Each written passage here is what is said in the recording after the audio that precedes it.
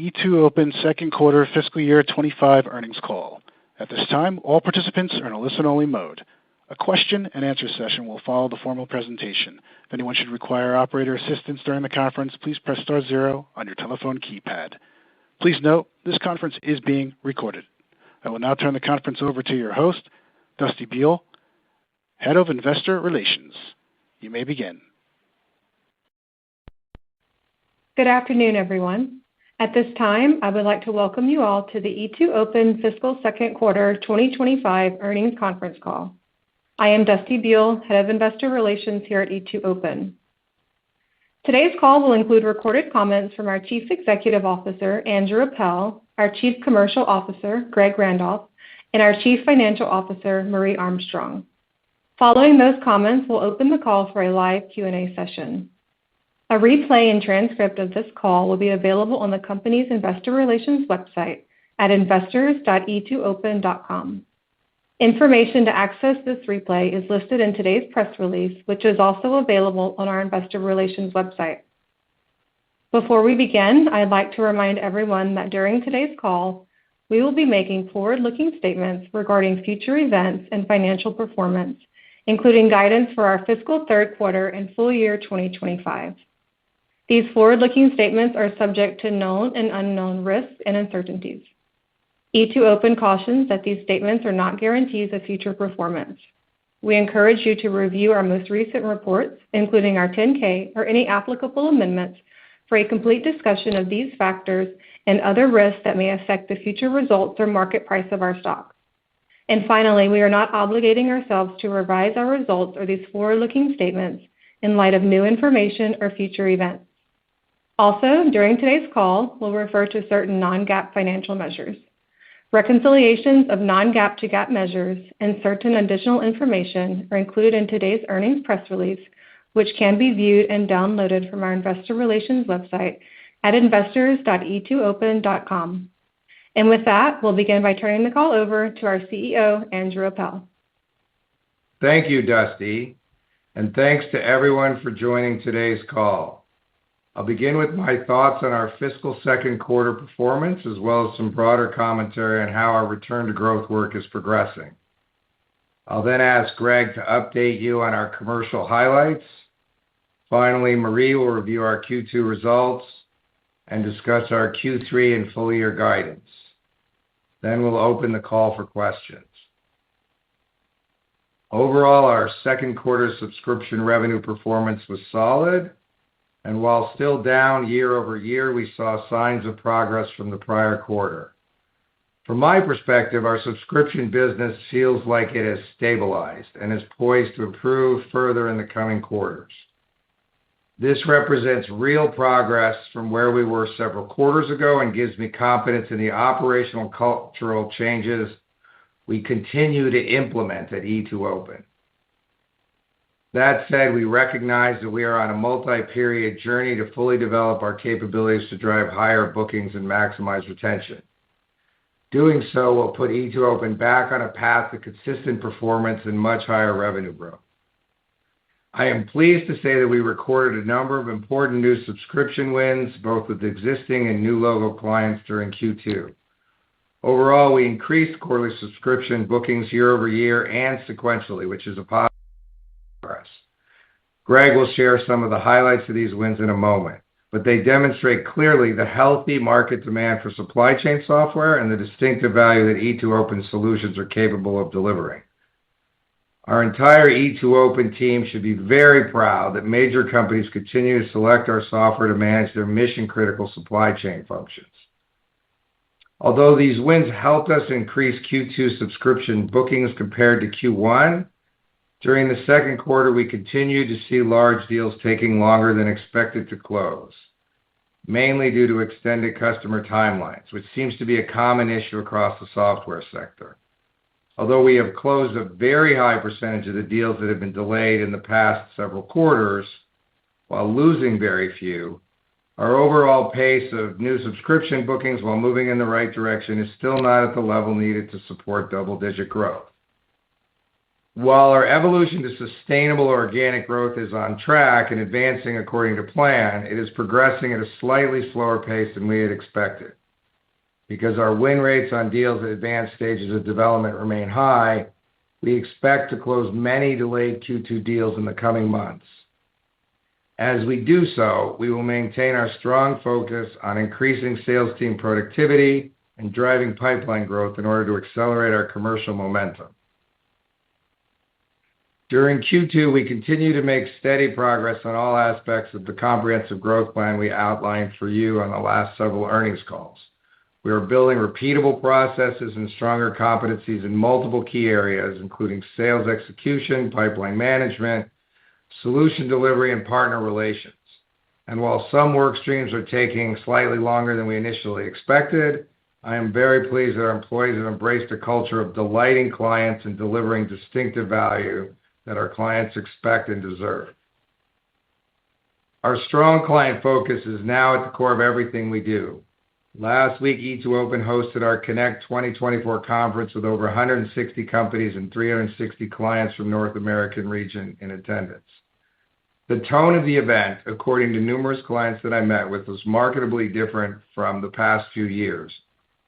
Instead of focusing on service and delivery issues, for example, clients at this year's conference focused on our core vision, which is to be the best at helping the world's largest and most sophisticated companies build and run efficient and effective supply chains. During the conference, we made 4 concrete commitments to our clients: that we will be their innovation and supply chain transformation partner, particularly in embedded AI, where we announced a set of new products and solutions. We will bring the world's best capabilities in each of our application families to help clients navigate change, risk, and complexity in the ever-changing global business environment as quickly and as efficiently as possible. We will deliver measurable business and client value. And most importantly, we will be client-centric versus E2Open-centric, which is the essence of my core philosophy of delighting our clients. Since becoming E2Open CEO, I've personally spoken to hundreds of our clients, and they have reacted very positively to our renewed focus on client satisfaction, flawless solution delivery, and maximum value realization, a strategy that we think is unique in our space. Our ultimate goal is much higher organic growth, and our entire global team now understands that having a broad base of highly satisfied, reference-ready clients is an essential first step in reaching this goal. As I previously noted, improving our retention performance has been one of my top priorities since becoming E2Open CEO. During Q2, we delivered a material reduction in churn from the first quarter, and we remain on track to reduce churn and increase retention further as we move through the end of the year. This increases my confidence that we are past peak quarterly churn and are continuing to make good progress on our goal of getting our client retention metrics back to their previously strong levels. The success we have achieved in this critical area is the result of the strong operational cadence we've put in place around renewals, as well as a distinct shift in E2Open's underlying client-centric culture. For a client relations standpoint, our number one priority is now building long-term partnerships and ensuring that our clients receive distinctive value from our solutions and innovations. This new mindset, supported by broad executive engagement and a willingness to constructively and flexibly address value gaps identified by our clients as contracts come up for renewal, is enabling us to save at-risk accounts and turn them into mutually beneficial success stories. This is positive for E2Open in 2 respects. First, we retain the business that we worked so hard to book in the first place.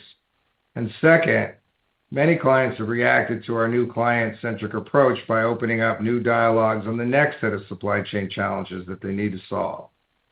The underlying business logic of our new approach is simple and powerful. Happy clients stay longer, buy more, and are the foundation of a sustainable growth strategy. During Q2, our professional services organization continued to play an important role in delighting clients and supporting our growth. PS revenue for the second quarter improved modestly versus Q1, but was still below our expectations for that business. That was partly due to the impact of delayed first half subscription bookings on attached services work, but also reflects the execution improvements our new PS leadership is still working to achieve. We continue to view professional services as a strategic component of our overall business, and Greg will talk more in detail about our PS performance in a moment. I'm also pleased to say that as the operational changes we have made at E2Open have become more ingrained, I have personally been able to allocate more time to strategic client relationships and long-term opportunity development. We now have underway a growing number of senior executive level dialogues with major new potential clients in industry segments including consumer packaged goods, food and beverage, automotive, industrial, and high tech, where we know we offer deep experience and a proven track record. We have developed some of these relationships on our own, while others were facilitated by partners, including our strategic integrators. What we consistently find as we engage with our clients is that our distinctive capabilities in the areas of supply chain visibility, connectivity, and orchestration resonate extremely well with these large global companies. These long-term roadmap discussions involving complex supply chain challenges are an essential component of our future growth plans. While developing these opportunities will take time, in some cases longer than we'd like, they provide a foundation for us to expand our business scope into new service areas and industries. The changes we are implementing at E2Open, combined with healthy market demand for supply chain solutions, should position us well to accelerate bookings as we move through FY25 and into the next fiscal year. But as Marie will describe for you, based on the longer deal cycles we have seen so far this fiscal year, we are taking a somewhat more conservative view of our likely full-year bookings and revenue results. From my perspective, this change is largely a timing adjustment reflecting delayed deals as well as the pace of our ongoing go-to-market transformation. I remain very confident that our business is getting better and stronger every day, and that our focus on client centricity and value delivery is the right strategy to return E2Open to strong organic growth. Before I turn the call over to Greg, I want to comment on the strategic review that we announced in March. The review, which is led by our board of directors, is ongoing. Our directors are committed to a careful and thorough evaluation of the options we have available to us. While we will not comment further on the review today, we look forward to sharing its outcome as soon as possible. With that, I'll ask Greg to provide our commercial update. Thank you, Andrew. During the second quarter, our commercial organization remained focused on improving E2Open sales productivity and accelerating growth. Our performance during Q2 showed progress in key areas and gives me confidence that we are headed in the right direction. As Andrew noted, second quarter bookings were up year over year and sequentially. I want to commend our sales and product teams for the work they did to close deals during the quarter despite extended client timelines in many cases. Our Q2 wins demonstrate the strong market demand that we are experiencing in the broad product areas of logistics, global trade, supply chain orchestration, and supplier discovery and collaboration. Our largest new deal of the second quarter was a high-value ARR cross-sell win with a leading global manufacturer of high-technology components. This long-standing client of E2Open supply applications will now implement E2Open's global logistics orchestration solution. This highly strategic project will provide the client, who collaborates with an ecosystem of over 20,000 global suppliers, with greatly enhanced visibility into the location and arrival times of inbound materials and the resulting impact on inventory levels and production schedules. Given the importance of this project to the client's global business, the client assessed the capabilities of a who's who list of supply chain software providers before awarding the work to E2Open. Also in the second quarter, we won a large new logo deal with a global membership-based retailer that will now implement E2Open's industry-leading global trade management solution. This project will automate and streamline the client's manual global trade functions, deliver a more predictable total landed cost of imported goods, and enable the client's operations to scale more efficiently with business growth. E2Open competed successfully for this new logo business against some of the most well-known names in enterprise software. The client chose E2Open for the high quality of our global trade application, our proprietary trade content database, which is the most complete in the industry, and the opportunity to further leverage our broad network-based suite of applications as they continue their supply chain journey. And finally, during Q2, we won another new logo deal with a household name manufacturer and marketer of a diverse portfolio of branded personal care products. This new client will replace its manual and self-directed transportation model with connected, automated workflows powered by a combination of E2Open's transportation management, last mile parcel, and logistics support solutions. We won this important new business in competition with a major ERP provider based on our industry-leading TMS platform, our ability to expand the client's logistics partner network, and a track record of driving material operating cost efficiencies. Beyond these important wins and other signs of progress, our comprehensive efforts to rebuild E2Open's organic growth engine are a work in progress. As I've noted before, one of our primary goals has been to combine a robust, growing pipeline of sales opportunities, a more team-based client and value-centric approach with a sustainably higher conversion rate. During Q2, we showed some improvement in all of these areas. However, we still have significant opportunity to further enhance our sales productivity and execution.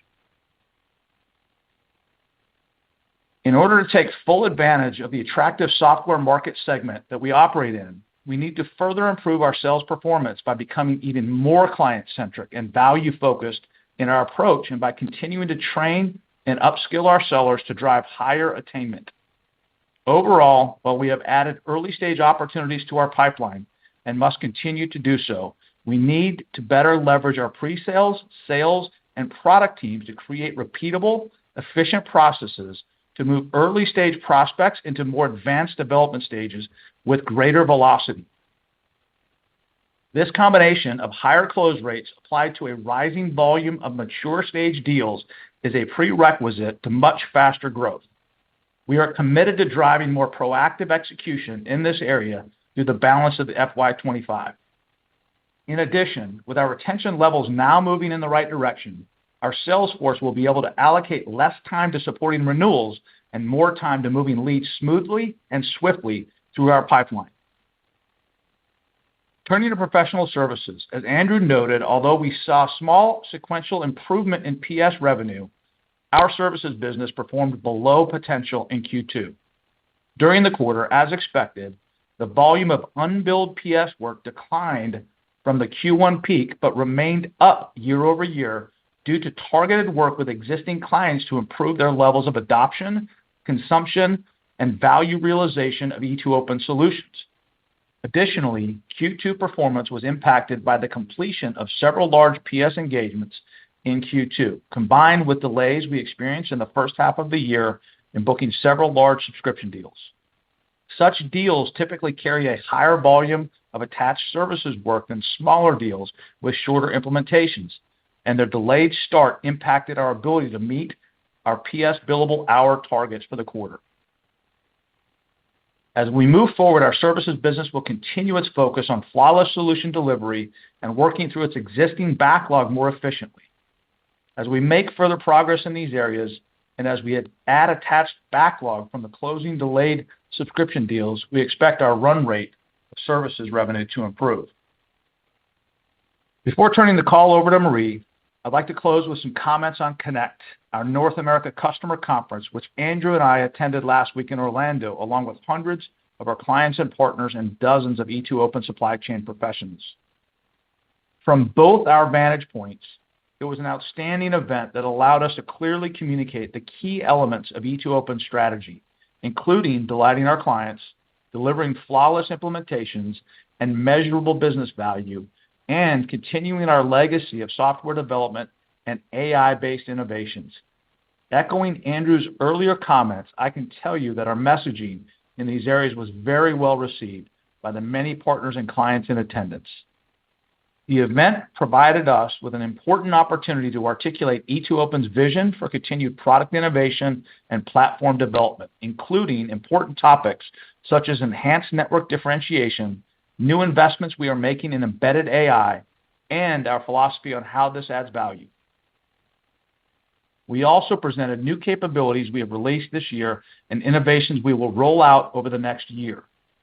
On the AI front, our product team specifically highlighted innovations in 4 areas: a universal forecasting engine in connected planning, business risk management for the supply environment, expanded capabilities across connected logistics, and continuing our leading position in global trade, leveraging embedded AI-powered innovation to transform unstructured information into actionable decision-grade insights.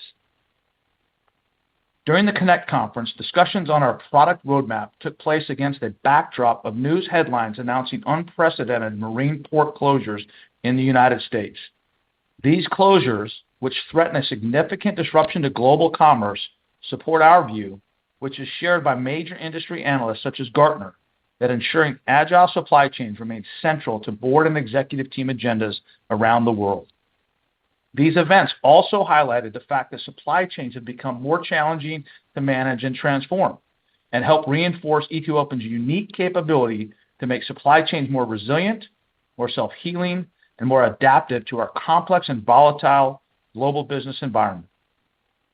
With that, I'll turn the call over to Marie. Thank you, Greg.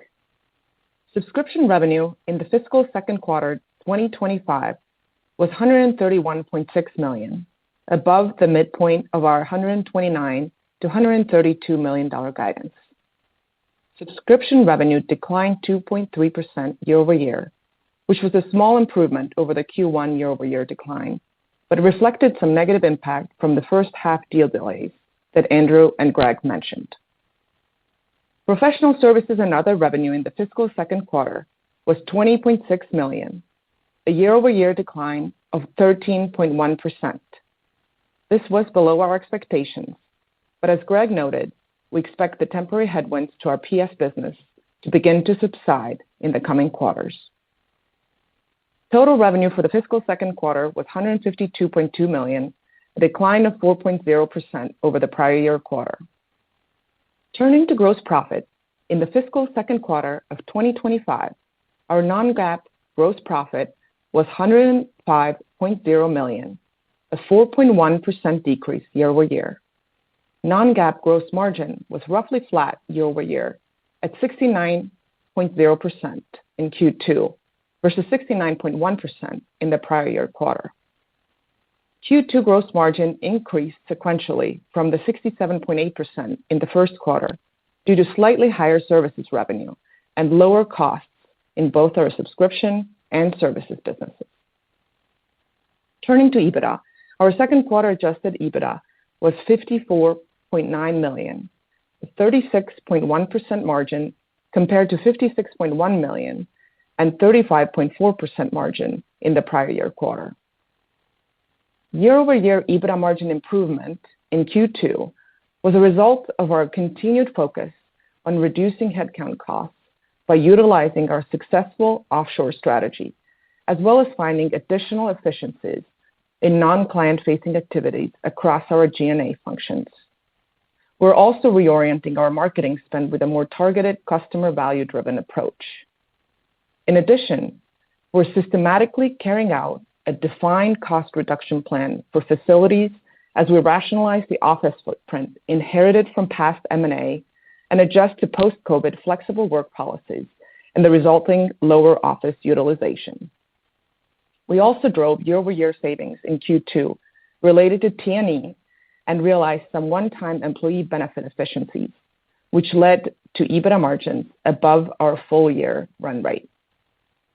Now turning to cash flow. Adjusted operating cash flow in Q2 was negative $5.5 million, and year-to-date adjusted operating cash flow was $33.6 million. As a reminder, Q2 is typically our lowest cash generation quarter due to a number of factors, including seasonality of customer collections and annual employee compensation payments. We still expect cash flow to grow materially in the second half of FY25 as compared to the first half, as the seasonal factors normalize. We ended Q2 with $142.2 million of cash and cash equivalents, a decline of $18.0 million from the first quarter due to the seasonal factors that I just mentioned. Our Q2 cash balance increased $30.4 million year over year, demonstrating the strong cash generation capability of our business. This completes my remarks on our fiscal Q2 financial results. At this point, I'd like to turn to our third fiscal quarter and full year guidance discussion.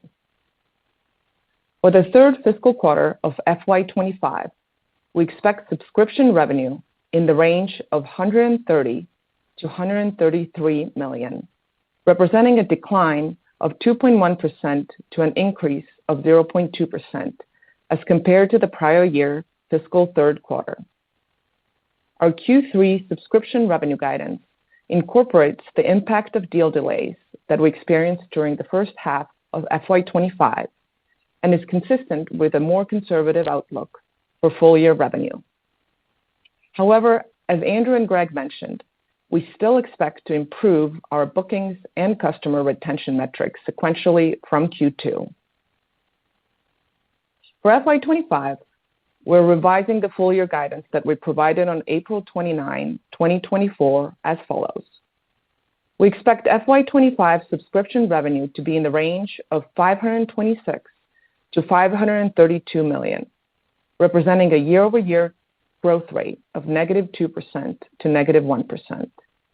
We expect FY25 total revenue to be within the range of $607 to $617 million, representing a year-over-year growth rate of -4% to -3%.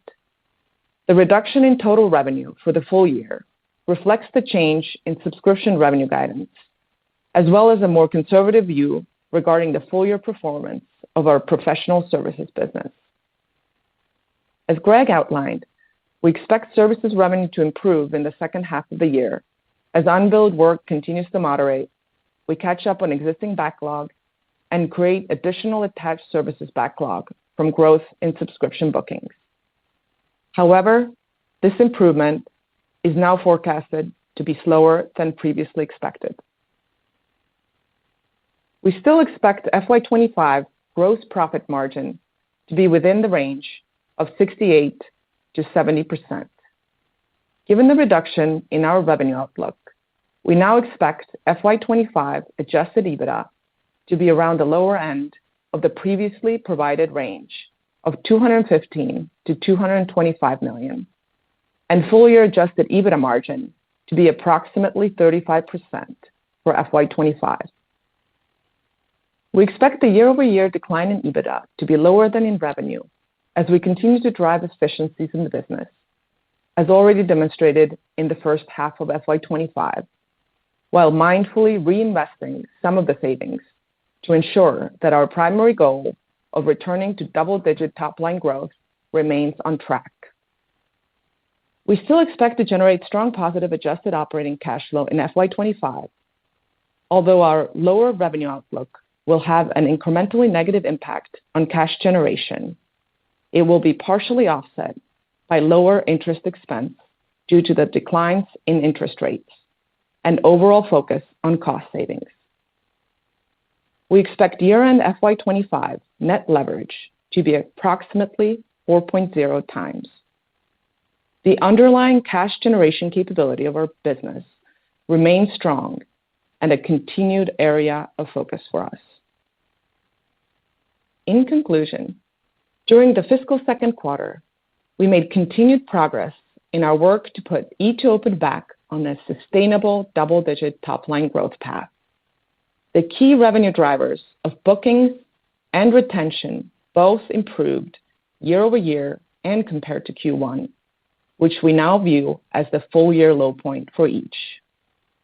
We are well positioned for continued improvement in both bookings and retention as we move through the end of this fiscal year, with the impact to revenue expected to accelerate as we approach year-end. While we have experienced some delays in booking large new subscription deals, we view this just as a timing issue, while our underlying strategy, product strengths, and market positioning are intact and hold tremendous future potential. Before closing, I want to thank all of E2Open's employees, customers, and partners for their continued support as we work through the transition designed to position E2Open for strong and consistent growth for the long term. That concludes our prepared remarks. Operator, please open the line and begin the Q&A session. Thank you. At this time, we will be conducting a question and answer session. If you would like to ask a question, please press star one on your telephone keypad. A confirmation tone will indicate your line is in the question queue. You may press star two if you would like to remove your question from the queue. For participants using speaker equipment, it may be necessary to pick up your handset before pressing the star keys. One moment, please, while we poll for questions. Once again, please press star one if you have a question or comment. The first question comes from Chris Quintero with Morgan Stanley. Please proceed. Hey, Andrew, Greg, and Marie. Thanks for taking our questions here. I want to double-click on the large deal delays. Just curious how Q2 maybe compared versus Q1. Did things get sequentially worse there in terms of the number of delays, or was it more so you were kind of expecting an improvement that did not end up materializing? Yeah. So, hey, Chris, thanks for the question. Look, I think, if you think about the nature of the big deals that we do, they're very strategic. These are CEO-level initiatives. And so what we experienced is you can, look across other enterprise software companies. These decisions are taking much longer than anticipated. They're going through additional cycles of review. And so we certainly saw delays primarily based on just an additional evaluation at the highest level of our client base. And just to add to that, we referenced it in the prepared remarks, but when you compare Q1 and Q2 bookings and overall, churn deal cadence, it did improve, but it did not improve to the degree that we expected. So we did still see slowness in sort of the deal timing, but again, directionally, Q2 was improvement over Q1. Q2 was also an improvement year over year on both bookings and churn. Got it. That's really helpful. And then I'm curious to hear what you're seeing with your SAP customer base and pipeline. We've done a lot of work around the ERP upgrade cycle, happening right now, and it seems like there's a lot of momentum there and acceleration. So, and I think about 80% of your customers are also SAP customers. So, we're just wondering if you're seeing any signs of that momentum there starting to translate over into your pipeline. Yeah, there's no doubt we're seeing demand. As clients, anytime you have a massive upgrade, cycle shift in enterprise architecture, clients are reevaluating their entire portfolio, creating opportunities for us to more directly engage with clients to help them better understand our value proposition across our entire supply chain solution set. And so we're creating, two of the wins that we won in Q2 around logistics where they were initiated from an SAP-related evaluation. So we're definitely seeing demand there. We've got unique capabilities around SAP. So, we're definitely seeing an opportunity to increase pipeline as well. Hey, Greg, just to add to it, this may be just the sample of clients. I think what happens is, as clients go through the upgrade, two things happen. One is that some of the new modules don't meet their expectations, so it kind of puts pieces of the SAP central core into RFP or opportunities. The flip side, and this is the part I wanted, is that there is a natural timing to this because during the early phases, it takes up a lot of the capacity of the management and the management team. I was talking to a big, hardware maker, and they said, look, the team is with one of our strategic integration partners. The client is very focused on rolling out their SAP HANA implementation and aren't ready to engage in other things yet. So do you agree with that? Yeah, absolutely. So there are things that spin out through the process that lead to an opportunity, especially in logistics, which feels like a weak point of the core modules. And then there's also hey, look, we just got to get through this before we're going to start looking at, new things like end-tier supply collaboration, which is not part of SAP's capability. Excellent. Super helpful. Thank you all. Okay, the next question comes from Adam Hotchkiss with Goldman Sachs. Please proceed. Great. Thanks so much for taking the questions. I guess to start, what are you seeing and hearing from your systems integrators as a channel for demand? I know a lot has been going on internally with sales focused on customer success, so I imagine there's more of an opportunity for the SIs to step in here. I guess, what do you have to do on your end to sort of make that happen and spur that process, and where are we on that today? Yeah.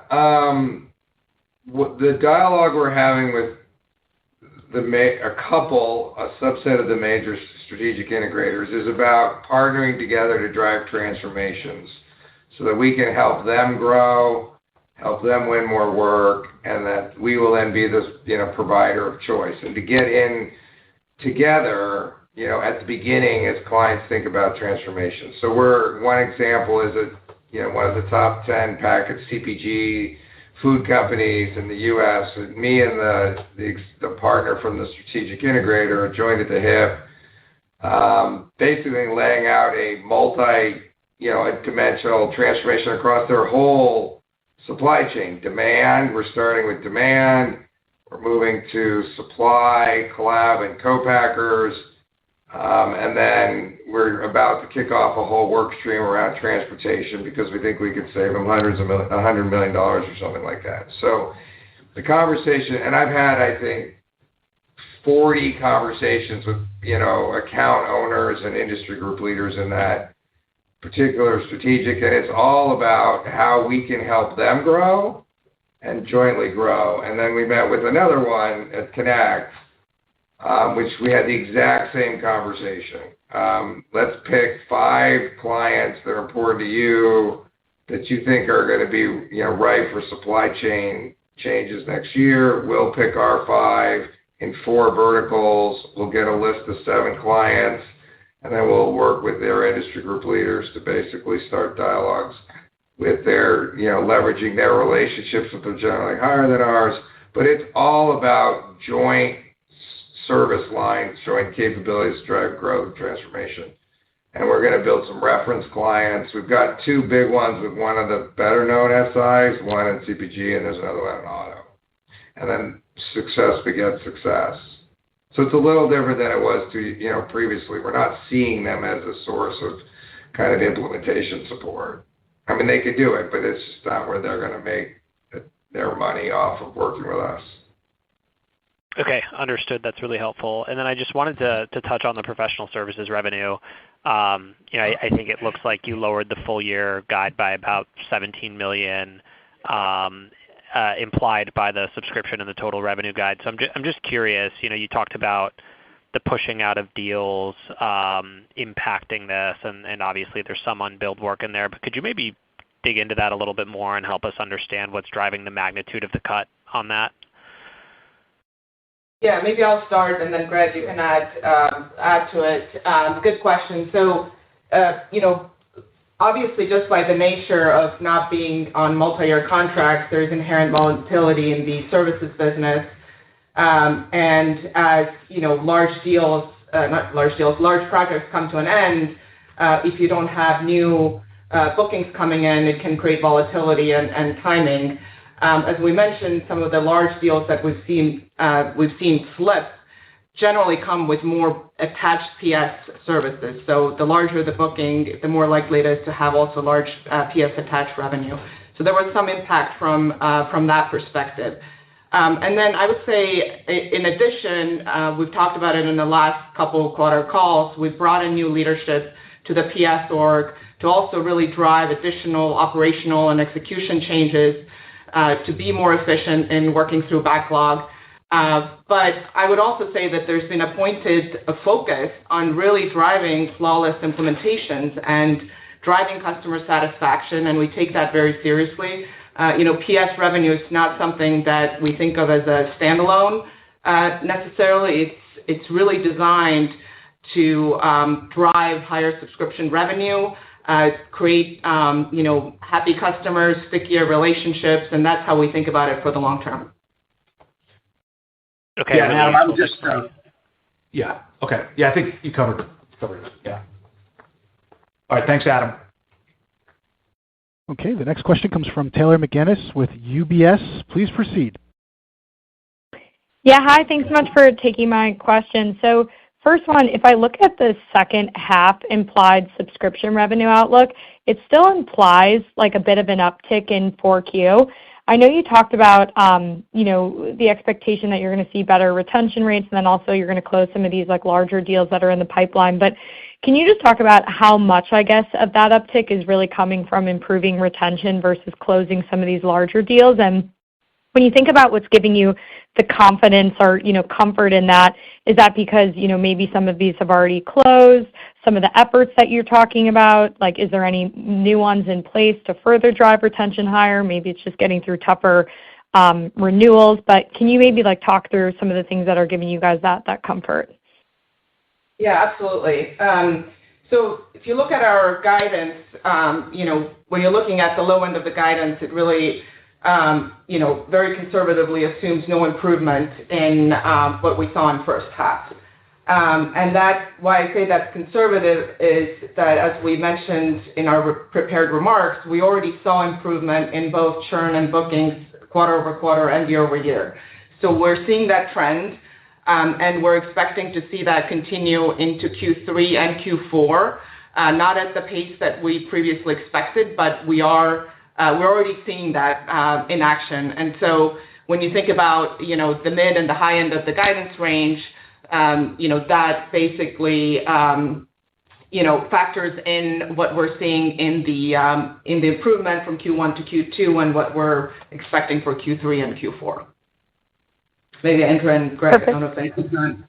No, I think, look, it's three quarters ago we said, look, we were going to spend time focusing on retaining clients because they're hard to win and we're losing too many of them. So that has manifested itself in will manifest itself as a decline in churn and an increase in retention. It's that simple. What we learned, I think, along the way is that clients made a lot of those decisions, 18 to 24 months ago, not 12 to 18 months ago. And so that pace of decline took a little longer. It's going to take a little longer than we expect. But if we look at the second half of the year, it looks materially better than the first half of the year. And when we look at the first half of next year, it looks materially better than the second half of this year. So those are just the facts, right? It's the tail, whatever, of mistakes made 2 years ago. And Perfect. And that's far more predictable than, and also leads to upselling or cross-sell, upsell and cross-sell, tangibly. I mean, we see it explicitly. Clients, once we solve their issues and retain them, they open up the door for new opportunity. Really helpful. And then maybe as my second question, so I know you talked a little bit earlier about some of the unbilled services work, and I know that you guys have had some efforts there in order to help improve retention. So I guess when you think about the sequential improvement that you guys saw, how, was the unbilled services a big contributor to that? And then maybe you can just give us, an update on how that's going when we think about, the lower professional services outlook. Was any part of that increasing the scope, right, of maybe some of these customers that you're helping work through some of these hurdles? Any additional color there would be helpful. Thanks. Yeah. So So one piece of clarity. In general, investments in clients and unbilled is far more for making sure we implement the existing projects with success than it is for saving an account, right? Saving an account is usually, making sure they're using the software today that they should be and that they're getting value from it and that it's working. And so that's the first thing, right? So where there's investments with professional services in clients, it's generally in, where an implementation or a commitment was made that exceeded, taking more work to get it done. We don't think we should ask the clients for more money, and that we have a couple of situations that in order to retain a client, we had to, the solution that was originally presented to them wasn't right, and so we had to we continue to have to make an investment to make sure the client is happy versus lose the client. But in general, what we're seeing is those investments are for keep getting implementations of things we sold done, because what we found in churn is that we lose accounts because clients never actually implemented the software, believe it or not. So, and we're seeing a material, a reasonable, like we track 100 clients, our number of clients that are in red status is down by 50%.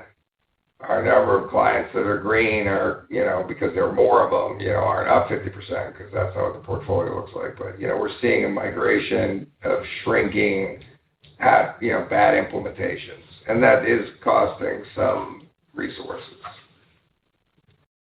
Great. Thanks so much for taking my questions. The next question comes from Mark Schappel with Loop Capital. Mark, please proceed. Hi, thank you for taking my question. Greg, I want to build on an earlier question on the deal delays. I was wondering if you could just provide additional color around these transactions, like whether you're seeing them whether you're seeing a particular weakness in a certain vertical or a certain product category. Yeah. Hey, Mark. Thanks for the question. We're not really seeing patterns from an industry perspective or from a product perspective. I'll just reiterate the fact that the large projects that we're focused on are very strategic, and there's just been an elongated evaluation. These are CEO level approvals, and one of the large cross-sell wins that I referenced in my opening remarks was a situation where we got all the way through the approvals, and we were ready to sign the agreement, and they went through another evaluation process, extended the timeline by almost a month. And the good news is we were able to close the deal. And I think if you think about just there have been a lot of things that we've been focusing on to really get this company back to top line double-digit growth. As Andrew mentioned, from the very beginning, client satisfaction has been job one and the most important focus for us. And as we continue to improve our retention numbers, we can invest more and more of our sales capacity on focusing on new business more so than on retaining clients. And again, I mentioned that in my opening remarks as well. So I think a combination of those things, have resulted in longer sales cycles. But and I think the other point that Andrew made in his comments is we're still winning these deals, and that gives me confidence and optimism for two reasons. Number one, the demand for our solutions, even in a difficult evaluation scenario, we're still getting these deals across the line. It's just taking longer. And the fact that we have solutions that are valuable in a challenging situation. Yeah, I think the only thing we add is that because I think Greg, what gives us confidence is that most of the ones that get delayed end up closing, and very few end up losing. And so also, I think the strategic review itself, creates a degree of uncertainty that in a couple cases has cost us a deal, but often just ends up being like, look, we'll wait for that process to resolve itself before we make a decision. And that has led to, again, a handful of client delays. But when you're talking about, some of our bigger, more sophisticated clients, those handfuls are count. Great. That's helpful. And then one additional follow-up question. Andrew, there's been a fair amount of M&A in the space, in the supply chain space during the quarter. Right? We had Corber buying Mercury Gate, Blue Yonder closed One Network. Maybe just talk a little about your view of the changes to the competitive environment here, and also whether you think there's an opportunity to pick up business from just potential disruptions at these firms. Second one is a loaded question, but the first one I'd say is the specific situations, are, minor, right? One Network is a distant competitor in the collaboration space, and Mercury Gate is a mid-market TMS, and we just don't see those players in our competitive suite, right? There's not ones we're running into. So that'd be point one. Point two is, in some ways it validates the strategy, and I think, at some point, we'll probably get back to acquiring either synergistic players like the Corber Mercury Gate, or capability-based players to enhance our solutions where we aspire to be number one or number two in each of our spaces. But on the second question, the one I said was a loaded question, let's just say that, it also creates opportunities for us. Because change in ownership, leads other people to reflect on who they want to work with. Okay, great. Thank you. Once again, if there are any remaining questions, please press star one. The next question comes from Andrew Obin with Bank of America. Please proceed. Hi, this is David Ridley laying on for Andrew. What were the strongest areas of new bookings for you among the product portfolio? What's getting better? Yeah. Hey, David. Thanks for the question. As I mentioned, I think in the opening remarks, we had two significant new logo wins that kind of reflect the market demand that we're seeing pick up and our competitive differentiation in those markets. One is in logistics, where we combine our traditional transportation management solution with the last mile parcel capability and include visibility. Those three capabilities are unique that E2Open has a unique value proposition and capability that can be delivered through one company versus multiple point providers. So it became crystal clear in that situation that the client saw value in that overall solution. The second piece is in our global trade product portfolio. We see tremendous demand as supply chains become more and more global. The need to have a central way to manage how they trade their goods and services across different markets is incredibly important, and we have a very compelling solution in that space. So we're seeing incredible demand in those two areas, and we have a unique value proposition. Got it. And just want to check that. Understand you're having the difficulties on the large deals, but in terms of getting back to normalized churn rates by the start of fiscal year 26, you're still tracking towards that on that trajectory. The short answer is yes.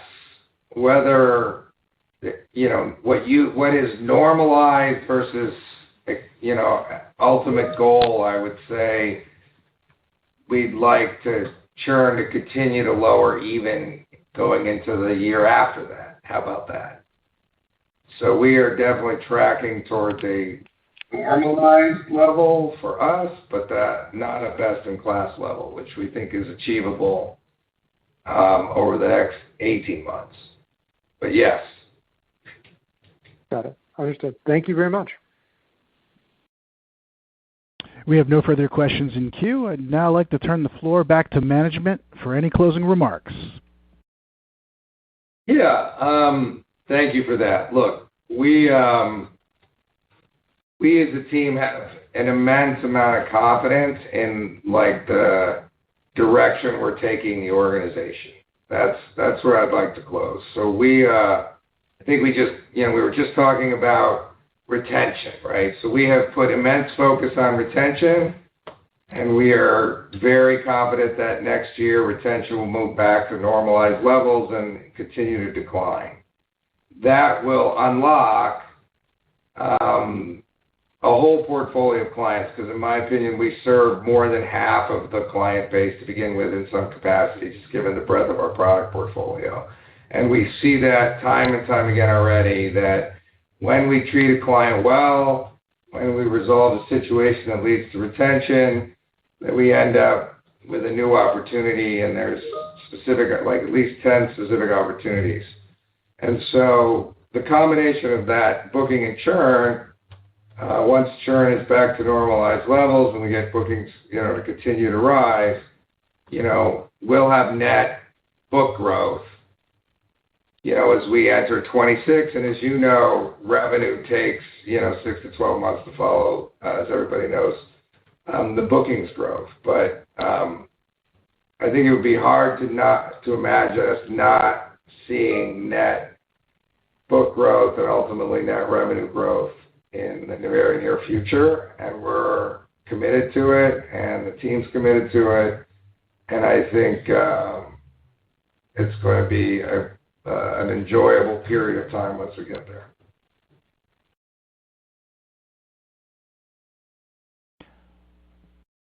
Thank you. This concludes today's conference, and you may disconnect your lines at this time. Thank you for your participation.